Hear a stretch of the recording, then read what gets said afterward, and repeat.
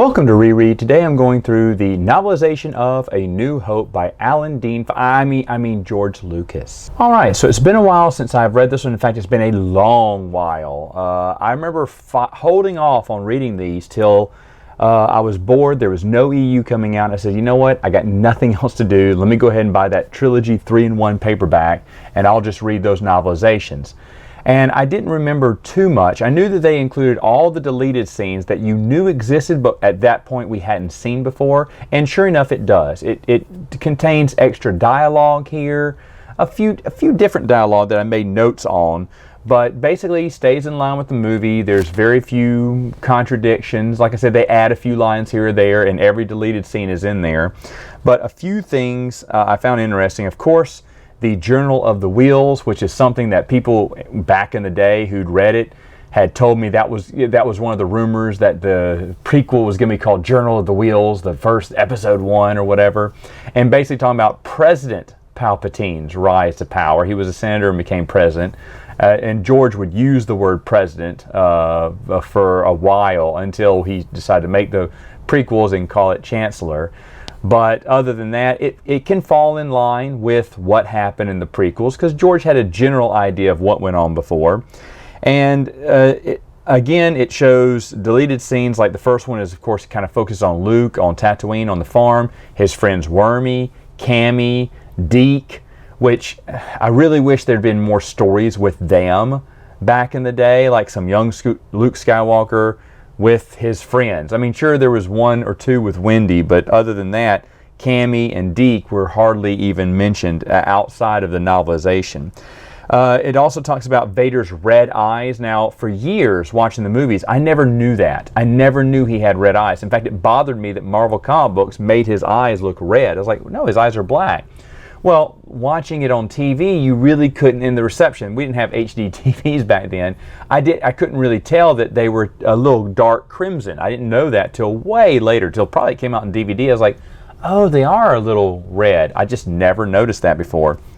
But the book does talk about Vader's red eyes as well here. One interesting thing, 3PO, instead of saying that Captain Antilles was their last owner, it was actually Captain Colton in the novel, so that was kind of wild.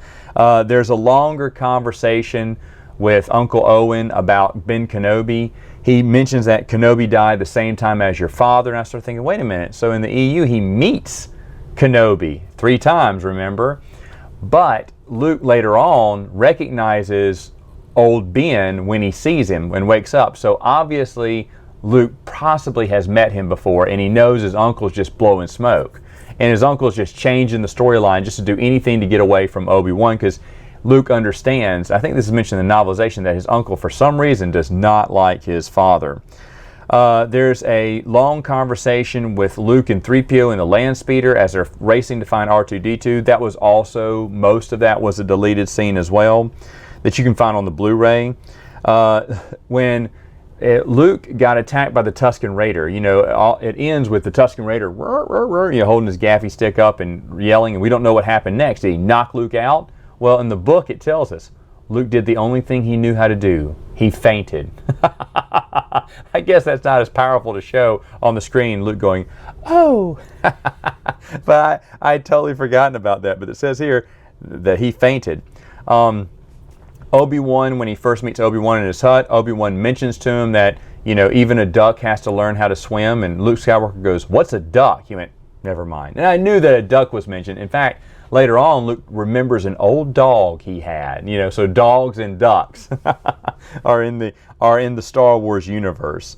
When the bartender says, we don't serve your kind in here, 3PO responds, you know, like when Luke says, we don't want any trouble, and 3PO says, I wholeheartedly agree. I didn't need a lubrication anyway. So I guess certain bars will lubricate your droid.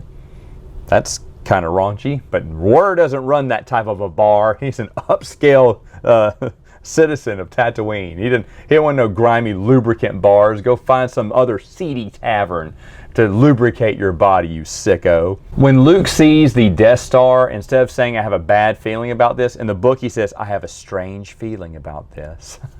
But later on Han does say I have a bad feeling about this when they're in the garbage compactor, so the phrase does get said. There is a hilarious line that's not in the movie that would have been really funny, but when Luke Skywalker is trying to convince Han to save Princess Leia, he went, "She's beautiful," and Han responds, "So is life." Yes, he wants to live. He doesn't want to go on a suicide run. I thought that was hilarious. Later on, he said, "There'll be a reward." How much a reward? More than you can imagine. I can imagine a lot. But before that conversation, Han says, "A reward? From where, kid? Her home planet's blown up. No one's going to pay me money for her." Good point there. To which Luke goes, "Well, the Rebel Alliance could pay that money." He's trying to scramble for another idea because he sees Han's point. That was actually a good point in the novel, and I really like that.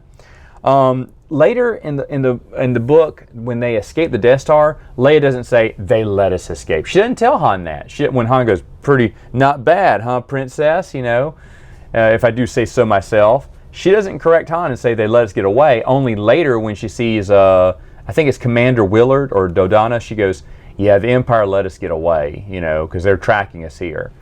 But she didn't say that to Han at first, which I found interesting. Luke is on blue team, not red team. He's not red 5, he's blue 5. Again, he watched probably a rough cut of the movie and just wrote the novel based on what he saw. But for some reason, there is a pilot here called John D. Yes. I don't know if that's from, but John D. Yes was a pilot, and he died in the Death Star, and we should all remember him.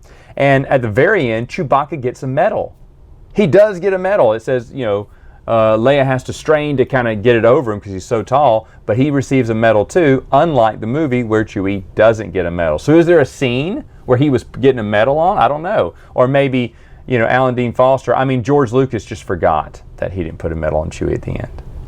All right, folks. Overall, A New Hope is fine. It's a decent. It is worth reading. Your eyes won't skim over because you know what's happening next. Of course, you can't help but see the movie in your head.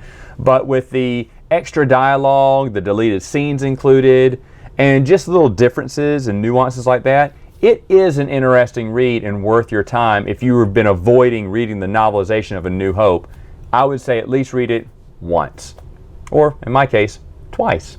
All right, folks. See you next time.